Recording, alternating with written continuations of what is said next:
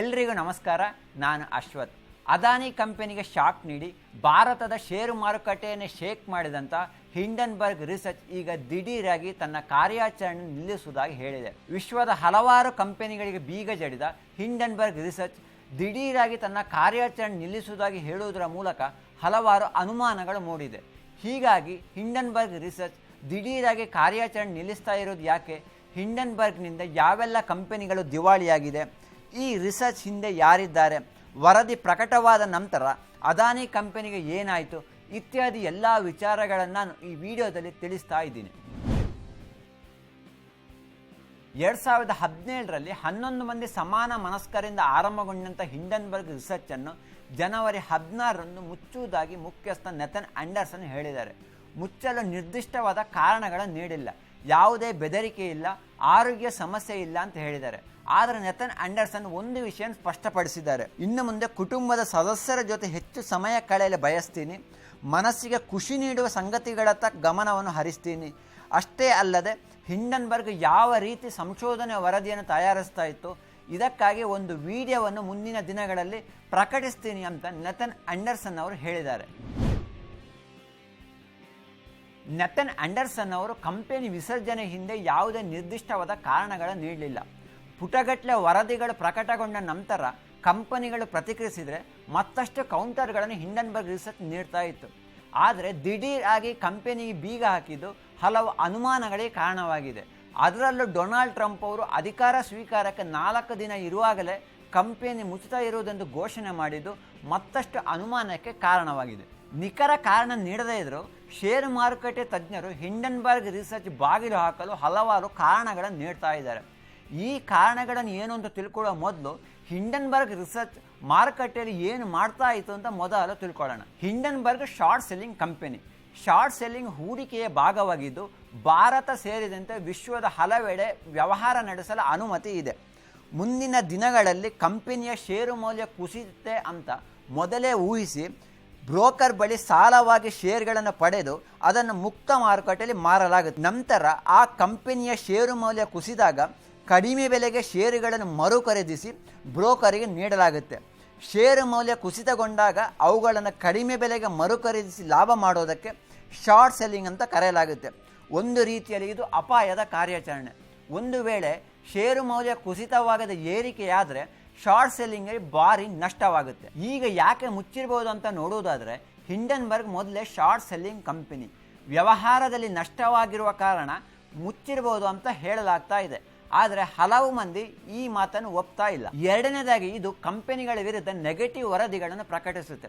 ಅಷ್ಟೇ ಅಲ್ಲದೆ ಹಿಂಡನ್ಬರ್ಗ್ ಹಿಂದೆ ಸಾಕಷ್ಟು ಹೆಡ್ಜ್ ಫಂಡ್ಗಳು ಕಾರ್ಯನಿರ್ವಹಿಸ್ತಾ ಇದೆ ಎಂದು ಗಂಭೀರ ಆರೋಪಗಳು ಕೇಳಿ ಬರ್ತಾ ಇದೆ. ಈ ಹೆಡ್ಜ್ ಫಂಡ್ಗಳಿಗೆ ಹಿಂಡನ್ಬರ್ಗ್ ಕೆಲಸದ ವಿಧಾನದ ಬಗ್ಗೆ ಕಳವಳ ಇದೆ ಎನ್ನಲಾಗ್ತಾ ಇದೆ. ಮುಖ್ಯವಾಗಿ ಒಂದು ಬಾರಿ ಮಾರುಕಟ್ಟೆ ಬಿದ್ದರೆ ಮತ್ತೆ ಏಳಬೇಕು ಅಂತಂದರೆ ಸಾಕಷ್ಟು ಸಮಯ ಹಿಡಿಯುತ್ತೆ. ಅದರಲ್ಲೂ ಮಾರುಕಟ್ಟೆ ಏಳದ ಇದ್ದರೆ ಬಿದ್ದ ಕಂಪನಿಯ ಜೊತೆ ಉಳಿದ ಕಂಪನಿಗಳಲ್ಲಿ ಹೂಡಿಕೆ ಮಾಡಿದರೂ ಲಾಭ ಅಷ್ಟು ಬೇಗ ಸಿಗಲ್ಲ. ಮೂರನೇದಾಗಿ ಬಹಳ ಮುಖ್ಯವಾಗಿ ಹಿಂಡನ್ಬರ್ಗ್ ಅಮೆರಿಕ ಸರ್ಕಾರದಿಂದ ತನಿಖೆ ಎದುರಿಸುವಂಥ ಸಾಧ್ಯತೆ ಇದೆ. ಹಿಂಡನ್ಬರ್ಗ್ ಹಿಂದೆ ಯಾರಿದ್ದಾರೆ ಅನ್ನೋದು ಇದುವರೆಗೂ ಗೊತ್ತಿಲ್ಲ.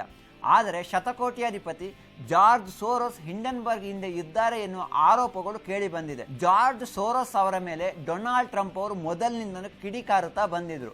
ಹೀಗಾಗಿ ಅಧಿಕಾರ ಸ್ವೀಕಾರ ನಡೆಸಿದ ನಂತರ ಡೊನಾಲ್ಡ್ ಟ್ರಂಪ್ ಅವರು ಹಿಂಡನ್ಬರ್ಗ್ ಮೇಲೆ ತನಿಖೆ ನಡೆಸುವಂಥ ಸಾಧ್ಯತೆ ಇದೆ ಎನ್ನಲಾಗ್ತಾ ಇದೆ. ಇನ್ನು ಎಲಾನ್ ಮಸ್ಕ್ ಅವರು ಟ್ವಿಟ್ಟರ್ ಕಂಪನಿಯನ್ನು ಖರೀದಿಸುವಂಥ ಸಂದರ್ಭದಲ್ಲಿ ಹಿಂಡನ್ಬರ್ಗ್ ರಿಸರ್ಚ್ ವರದಿಯನ್ನು ಪ್ರಕಟಿಸಿತು.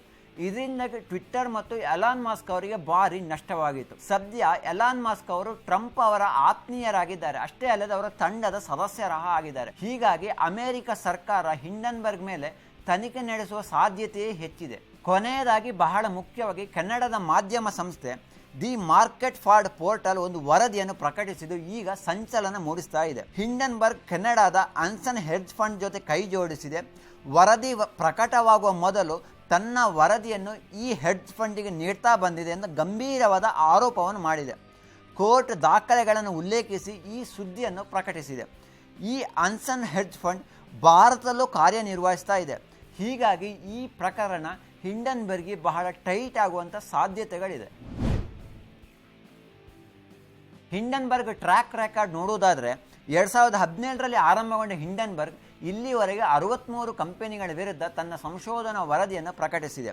ಈ ಪೈಕಿ 9 ಕಂಪನಿಗಳ ಮಾರುಕಟ್ಟೆ ಬಂಡವಾಳ ಶೇಕಡ 90ರಷ್ಟು ನಷ್ಟವಾಗಿದೆ. ಇನ್ನು 35 ಕಂಪನಿಗಳ ಮಾರುಕಟ್ಟೆ ಮೌಲ್ಯ ಶೇಕಡ 50ರಷ್ಟು ನಷ್ಟವಾಗಿದೆ.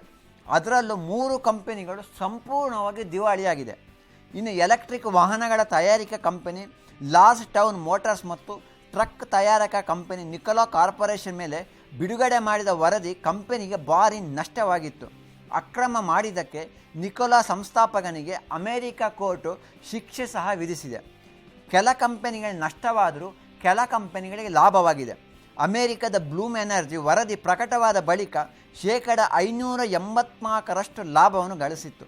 ನಟೇರ ಕಂಪನಿ ಶೇಕಡ 337ರಷ್ಟು ಲಾಭ ಗಳಿಸಿದರೆ ಡೆವಿಟಾ ಕಂಪನಿ ಶೇಕಡ 173ರಷ್ಟು ಲಾಭವನ್ನು ಗಳಿಸಿತು.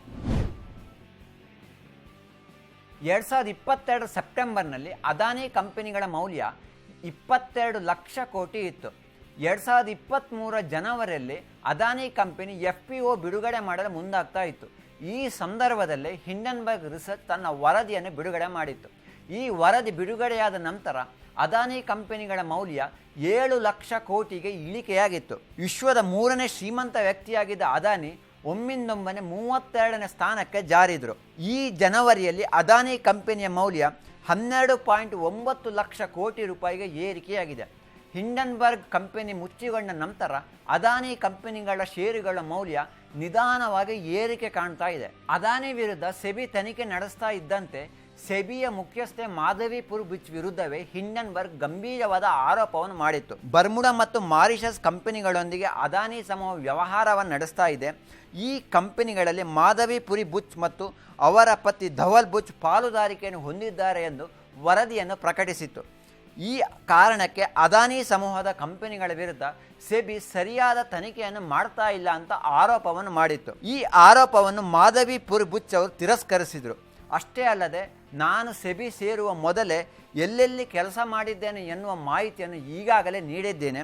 ಈ ಡಾಕ್ಯುಮೆಂಟಲ್ಲಿ ಇರುವ ವಿಚಾರವನ್ನೇ ಹಿಂಡನ್ಬರ್ಗ್ ಹೇಳಿದೆ ಅಂತ ಹೇಳಿ ತನ್ನ ಮೇಲೆ ಬಂದಿರುವ ಆರೋಪಗಳನ್ನೆಲ್ಲ ತಿರಸ್ಕರಿಸಿದರು. ಮುಗಿಸುವ ಮುನ್ನ ಹಲವಾರು ಕಂಪನಿಗಳಿಗೆ ಬೀಗ ಜಡಿದಂಥ ಹಿಂಡನ್ಬರ್ಗ್ ರಿಸರ್ಚ್ ದಿಢೀರಾಗಿ ಬೀಗ ಜಡಿದರ ಹಿಂದೆ ಹಲವಾರು ಅನುಮಾನಗಳು ಕಾಡ್ತಾ ಇದೆ.